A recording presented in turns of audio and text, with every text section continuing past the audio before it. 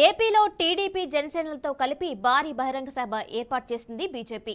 Telugu Desam party, Janasena, BJP సంయుక్తంగా ఒకే వేదికపై నుండి ఎన్నికల శంఖారావం పూరించనున్నాయి.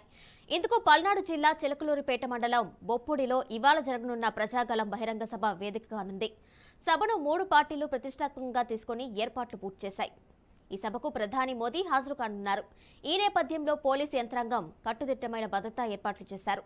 ఇందులో భాగంగా ఐజీ పాల్రాజ్ నేతృత్వంలో భారీ బందోబస్తు ఏర్పాట్లు చేశారు.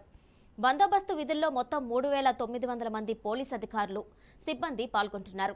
మోదీ రాక సందర్భంగా గుంటూరు రేంజ్ ఐజీ పాల్రాజు పర్యవేక్షణలో పల్నాడు జిల్లా ఎస్పీ వై రవిశంకర్ రెడ్డి ఆధ్వర్యంలో ప్రధాని ల్యాండ్ అయ్యే హెలిప్యాడ్ వద్ద నుంచి వేదిక వరకు నిన్న వీవీఐపీ కాన్వాయ్ ట్రయల్ రన్ నిర్వహించారు.